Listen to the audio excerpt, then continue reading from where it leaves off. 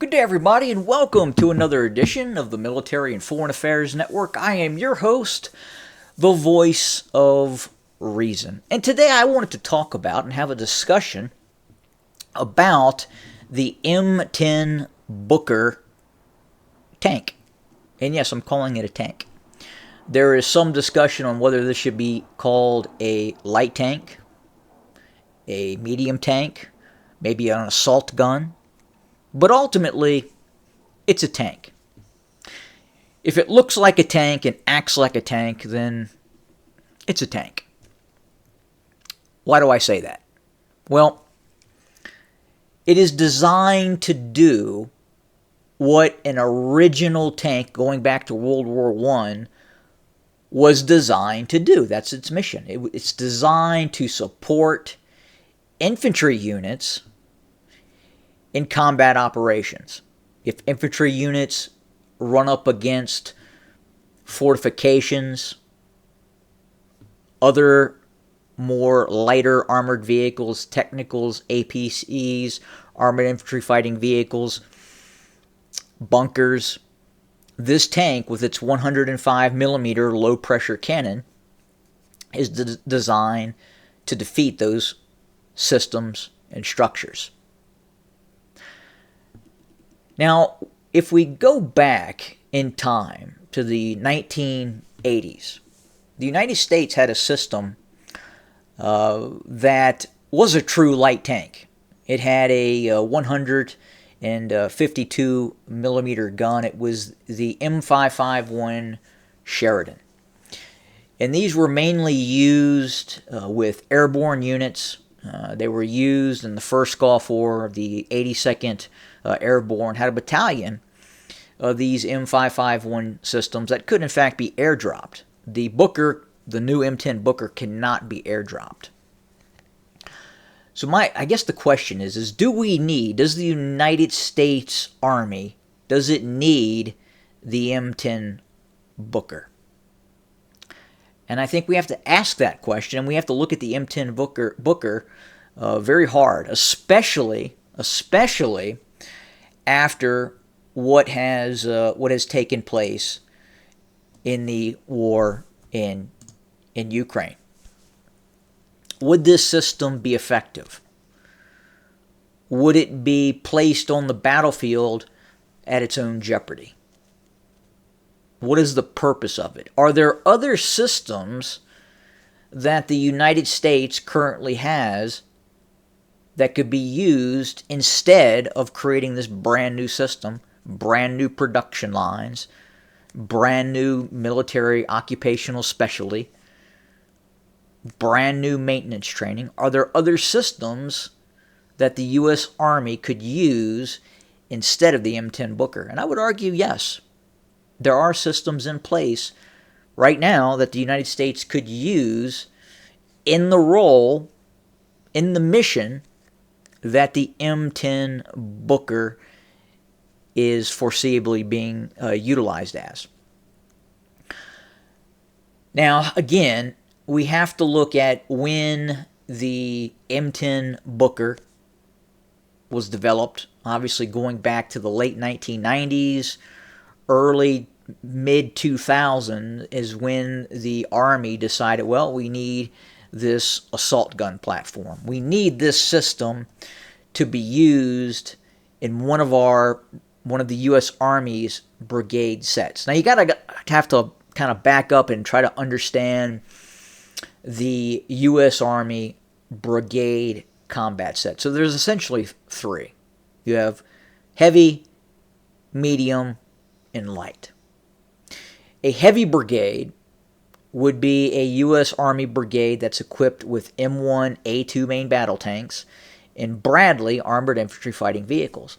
Obviously, there is no need for an M10 Booker in those brigade sets. Next, you have the Stryker brigades. These are, if you were looking at Russian comparable forces, these would be forces armed with BTR-like vehicles. And I'm going to pull up a Stryker. This is a Stryker armed with a 30 millimeter gun. So the next brigade set is armed with these Stryker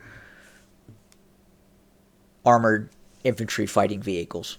Lighter than Bradleys, easier to deploy than Bradleys and M1 Abrams, but still a bit heavier than the next brigade set, which is the U.S. Army infantry brigades. Now, organically, these infantry brigades don't have any heavy vehicles. They don't have organic fire support. This is what the M10 Booker was designed to fill that role. Again, the U.S. infantry units that are not equipped with Strykers, that are not equipped with Bradleys and M1 Abrams. Again, usually these light infantry formations go into battle on MRAPs or infantry mobility vehicles, Hummers, Oshkoshes, what have you. And these M10 Bookers are designed to augment those battalions and those brigade sets, meaning you would have possibly one of these battalions of Bookers, M10 Bookers, equipping a brigade set of 3 infantry battalions that normally would be equipped with just infantry mobility vehicles.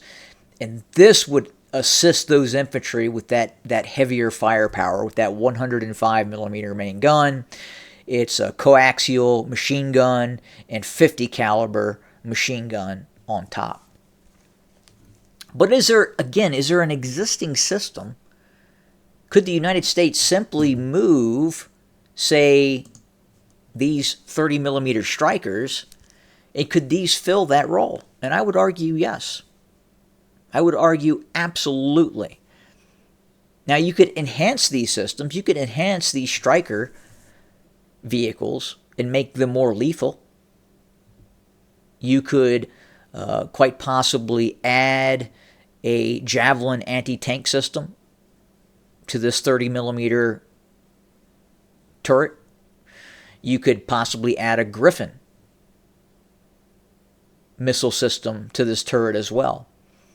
You could even go far as to add Hellfires to these. And I would argue that these Strykers, maybe even up-armored to some extent with this 30 millimeter cannon, and armed with possibly the Javelin or some other anti-tank guided weapon system, fire and forget weapon system, would be more effective than these Bookers.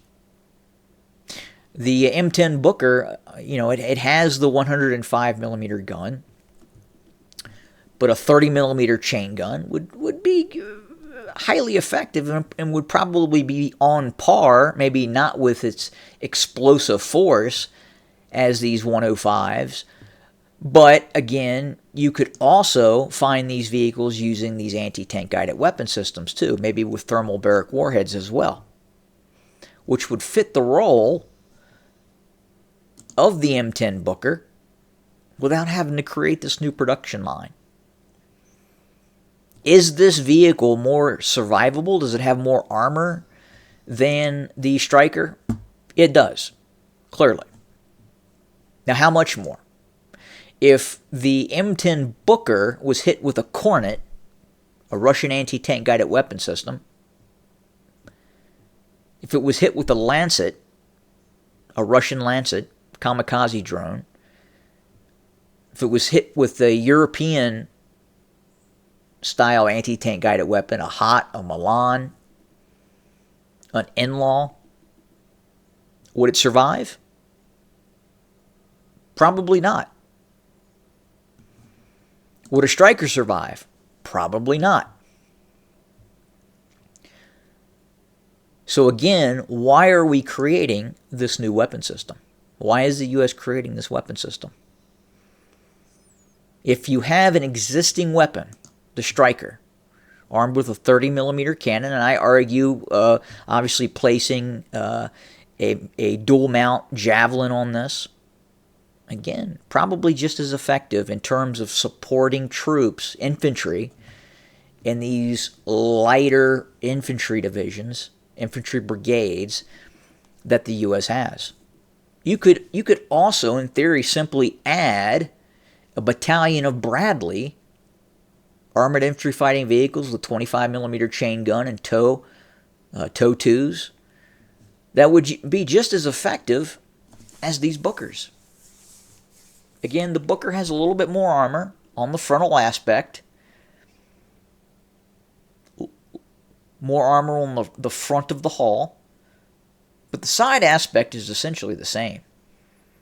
A side aspect hit by an RPG-7 could be just as lethal against these Bookers as it would on a Stryker or a Bradley armored infantry fighting vehicle.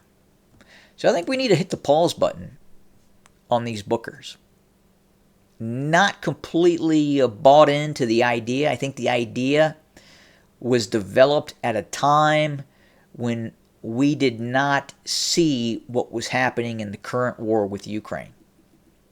The current advancements in anti-tank guided weapon systems. Very soon, even lower level adversaries will have Chinese-made fire and forget weapon systems, anti-tank guided weapon systems, that will be incredibly lethal to these types of machines.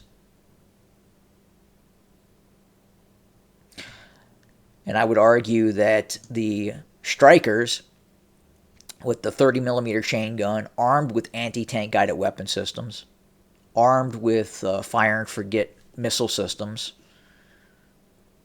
would probably be more effective in terms of standoff capability, in terms of modern war, than these brand new M10 Bookers. Tell me what you think. What is your opinion? Thanks for joining us. Have a good day.